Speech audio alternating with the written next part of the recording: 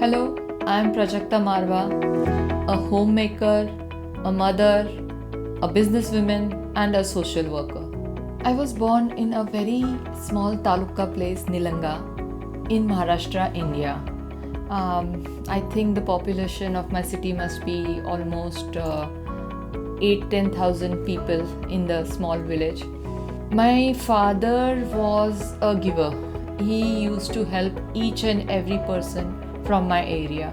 I lost my father quite early, but today, continuing the legacy, my mother, Akka, she still does the same. She is someone who has taught me to give unconditionally, support society. She always believed that every person can live for themselves, but Akka always lived for other. And that's where we are trying our bit to learn from her.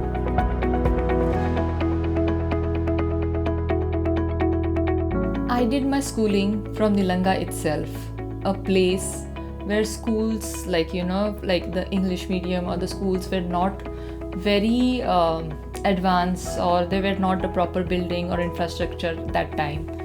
My school was made of tin. The name was Maharashtra Vidyalaya Nilanga.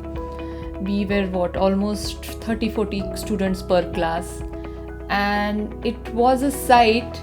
If it rains a lot, you used to have a holiday. If it is a summer, you used to have a holiday because the infrastructure was not proper.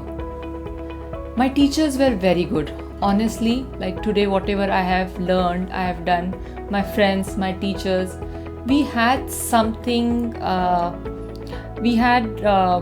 have to say that we were very much inspired by our life or whatever the surroundings. We were always enthused, and they taught me that we have to be happy in whatever we have. We never complained about our school. We never complained about the infrastructure. In fact, we were very, very happy that time in the school. As a child, I was very hardworking and a decently brilliant child. I used to top my class, and in my boards, SSC, I topped my whole city. Though it was a Marathi medium, I was from a SSC board, which is a Maharashtra state board, and it was not very advanced study. English was introduced us in standard 5th, that to ABCD, where nowadays every child who is born in India knows English from her, maybe that's the first language he knows.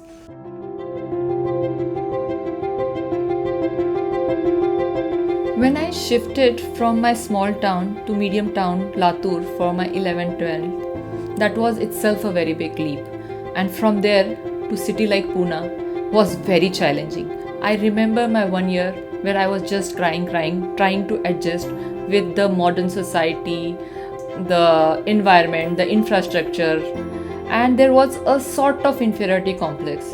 I was scared, the anxiety levels were very high, and it was not very easy thing for a child who has come from a complete small secure environment coming to a big city like Pune. I did my engineering without thinking a lot about life for 3 years. In final year, I realized a very big thing, that I can't talk to a machine and I am a lot human person.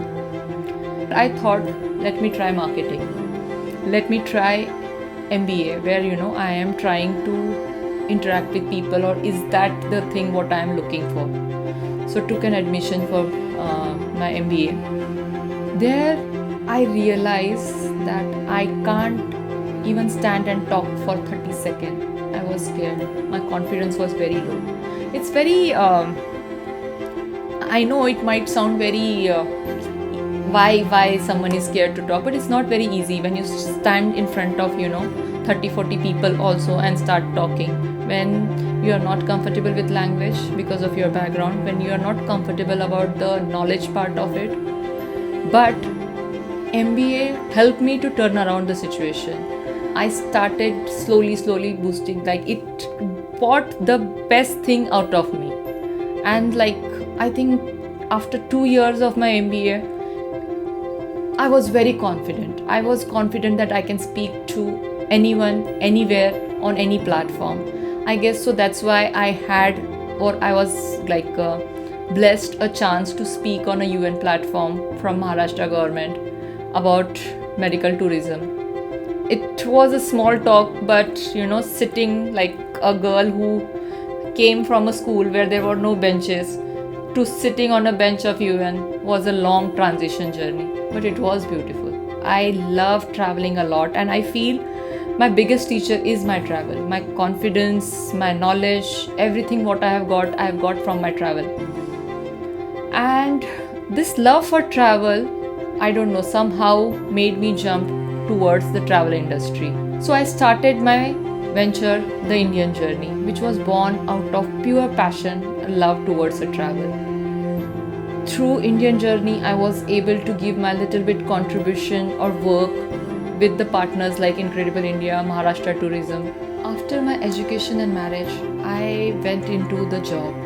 I was working with Yes Bank for good 8-9 months, and soon I realized that's not my cup of tea. I can't listen to my boss's instruction.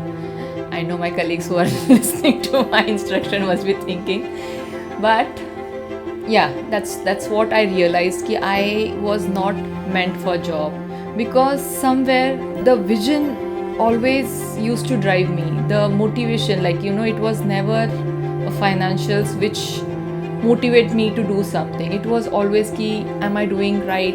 Is it sufficient? Am I changing someone's life? It was always like that. That made me think, am I suitable for this? Then somewhere I thought, no, I have to go back and give back to my hometown, my society, my farmers. And there where my first venture, Victoria Agro Food Processing, took place. It was long back when I started with this company.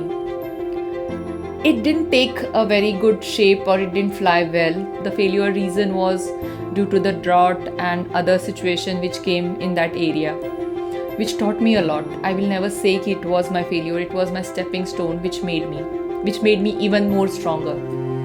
After that, after trying 2-3 other businesses and ideas, I jumped into my travel company, The Indian Journey, which helped me to give little bit satisfaction to my creative and visionary skills, which helped me to curate a different itineraries like culinary tourism, golf tourism, and all those things. It was a very satisfactory work, but again COVID happened. Because of COVID, there was no travel. Tourism was the worst hit industry, where the industry was closed, shut, and like, as the nature of I couldn't sit quiet. I could foresee that not only for those time where COVID is there, the industry stopped, but it has affected for long 2-3 years to pick up, and again people traveling smoothly was not that easy, because in tourism also my specialty was PR, brand building for the travel, for the destination. So I decided to start my company Pandoza Solution, which was already into medical tourism because of the travel thing, to start with digital media marketing, PR, brand building, and touch wood, it's doing well. Today, Pandoza's device vertical, which is digital media marketing wing, is not only operating in India, it has its office in UK and UAE.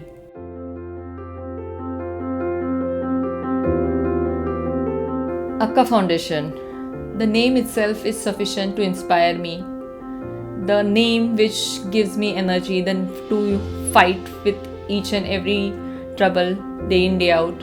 As I mentioned, Akka is my mother's nickname in my hometown, where all the people with love and respect call her Akka. She's known as Akka. Akka means a elder sister in Hindi. And the foundation was her vision to give back to society. And now, with her vision, with her teaching, with her learnings, we are trying to do that. When I say we, it means me and my both brothers. We try to keep this vision of giving back to society alive through Akka Foundation. For us, Akka Foundation is not a work. It's something which I feel that we are born to. Other things like work might give you satisfaction financially, or maybe in a name, or you might do very well, but this is something which gives you the peace, the sound sleep when you go back home. I honestly wish Akka Foundation should continue and my daughter should be the next person who is doing the same thing for the society. Akka Foundation was when generally the NGO starts, they start with some vision or the reason to fight against. Akka Foundation was started to protect our area, Latur district, from water drought. The whole intention was to give back to the people where we were born, where we grew up, where each and every farmer, each and every person works together to make that society or that area better. The whole vision of Akka Foundation is to help people in Latur in whatever and whichever way we can. So, me, my brother, we do whatever we feel is needed in that area. Like my brother works big time in environment because that is the current need according to him, and that's where he's doing a fabulous job when it comes to environment. Because I was studying there in Latur, I saw few reasons where girls education became a very prime and important motive for me, because I know ki one Prajakta can do so much. So if I have so many girls, so many Prajaktas which can come after the good education, can at least change multiple lives.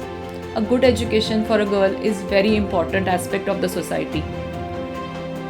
With that, there were multiple reasons, multiple challenges which we were supposed to fight. But menstruation, I thought, is a very non-spoken topic which we need to work on.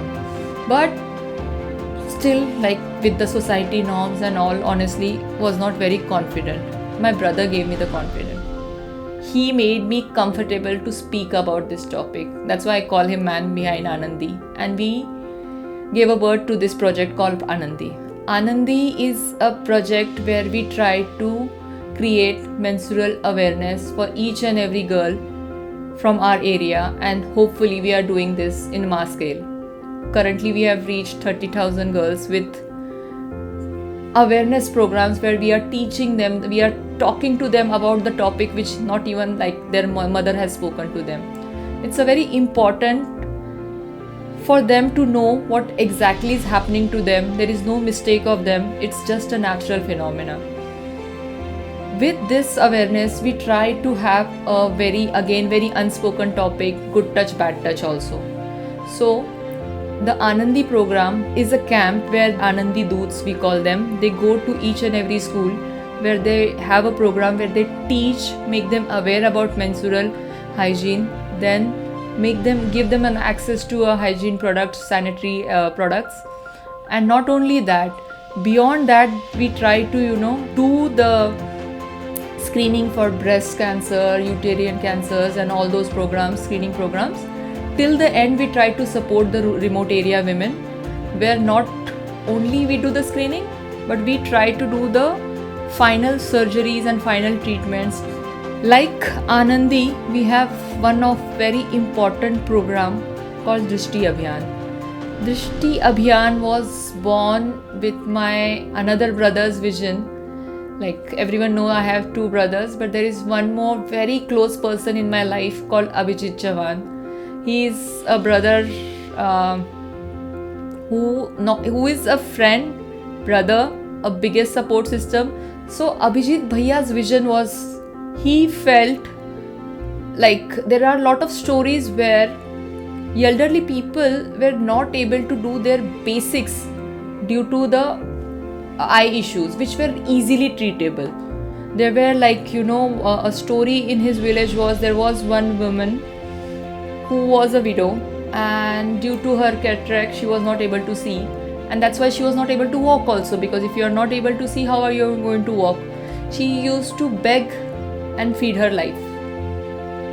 After this Anandi program where we did a surgery, she's not only cooking for herself, she's earning for herself. Because the issue was not that she was not able to do or survive for her lifestyle, but there was no means. So today also we feel a normal eye checkup or eyesight or eyeglass is very normal for us, but it's not very normal in remote area. access to these facilities or even a surgery is the biggest challenge. So we decided at least we are going to fight against this.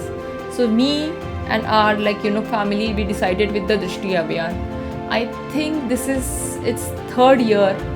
We have catered 140 villages along with 27,000 people checked, almost 1600 surgeries done, and 10,000 eyeglasses distributed.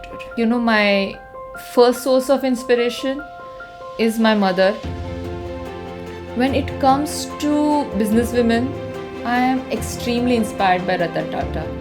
His site, where the way he has built the society, the Tata community itself, is a very inspirational story. It tells that when a business person doesn't think about himself and thinks about each and every person in his organization, what can happen. So I think Ratan Tata is my second inspiration, and there are every other person who I see struggling for small thing and winning somewhere inspires me.